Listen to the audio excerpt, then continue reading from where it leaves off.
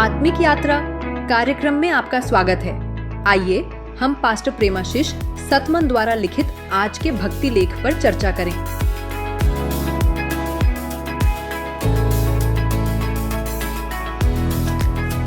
Praise the Lord. Praise the Lord. आज हम एक बहुत ही जरूरी सवाल पर बात कर रहे हैं। हाँ, वो सवाल जो अक्सर उठता है, परमेश्वर की इच्छा और हमारे अपने चुनाव, इनमें क्या रिश्ता है? बिल्कुल, और इसके लिए हम पास्टर प्रेमाशीष सतमन के एक लेख को देख रहे हैं, परमेश्वर की इच्छा और हमारे विकल्पों को समझना। जी। हमारा इरादा है कि इस लेख से समझें कि परमेश्वर के कंट्रोल और हमारी आजादी के बीच वो संतुलन कहाँ है। हाँ, जैसा लेखक समझाते हैं। तो शुरू करते हैं। जी।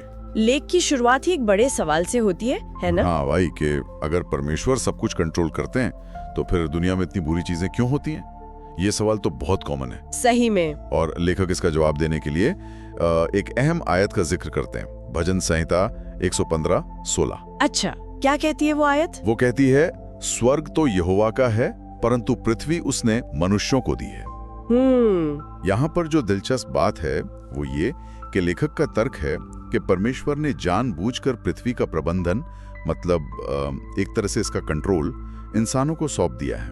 ओह अच्छा, मतलब धरती का कंट्रोल हमारे हाथ में। ये तो बड़ी बात है। हाँ, है तो इसका मतलब फिर ये हुआ कि हमारी जिंदगी में जो हो रहा है उसके लिए सिर्फ परमेश्वर जिम्मेदार नहीं है। बिल्कुल, यही लेखक का पॉइंट है। जैसे कोई तेज गाड़ी चलाए या किसी से नफरत करे तो वो परमेश्वर की मर्जी नहीं है। नहीं, वो हमारी अपनी मर्जी, हमारा अपना चुनाव है। लेखक आदम और केन का उदाहरण भी देते हैं। हाँ, कि उनके पास चुनने की आजादी थी। सही या गलत, परमेश्वर ने मजबूर नहीं किया।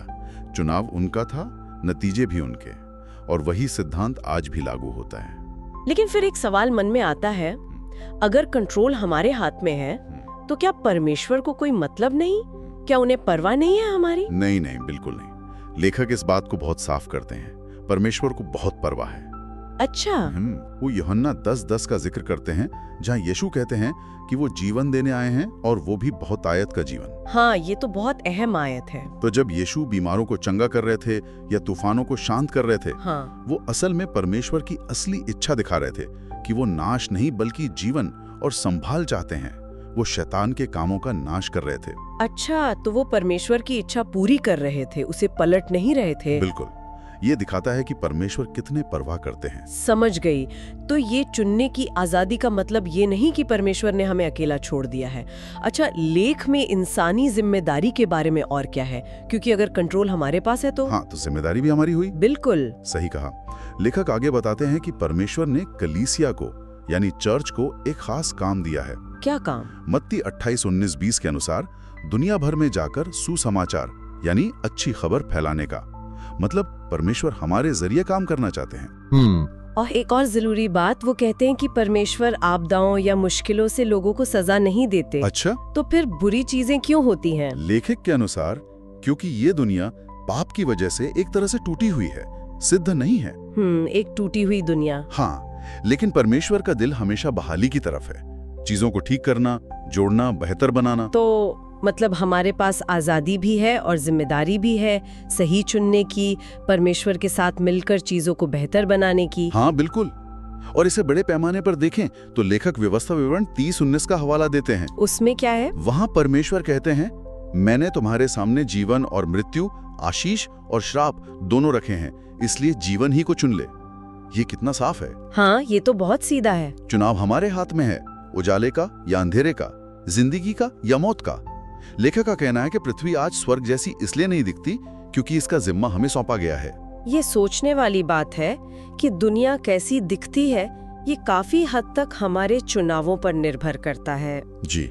इसीलिए शायद लेखक आखिर में कहते हैं कि हम समझदारी से चुनाव करें, ज्ञान खोजें और हर चीज के लिए परमेश्वर को दोष देना बंद करें। हाँ, हमें परमेश्वर के प्यार और उनकी अच्छाई पर भरोसा रखकर जवाब देना चाहिए, विश्वास के साथ। तो अगर हम सारी बात को समेटें तो इस लेख का निचोड़ क्या है? निचोड़ यही है कि परमेश्वर प्रेम है और उन्होंने हमें चुनने की स्वतंत्रता दी है। वो मार्गदर्शन और मदद के लिए हमेशा तैयार हैं, लेकिन आखिरी फैसला हमारा होता है। ये स्वतंत्रता और जिम्मेदारी का एक संतुलन है। हाँ, एक नाजुक संतुलन। पास्टर प्रेमाशीष सतमन के लेख के अनुसार अगर हम परमेश्वर के प्रेम को अपनाते हैं और एक उद्देश्य के साथ जीते हैं तो हम उनके आशीषों को अपनी जिंदगी में काम करते हुए देख सकते हैं। ये एक उम्मीद भरी बात है। बिल्कुल, और ये हमें एक अहम सवाल पर सोचने के लिए छोड़ जाता है ना?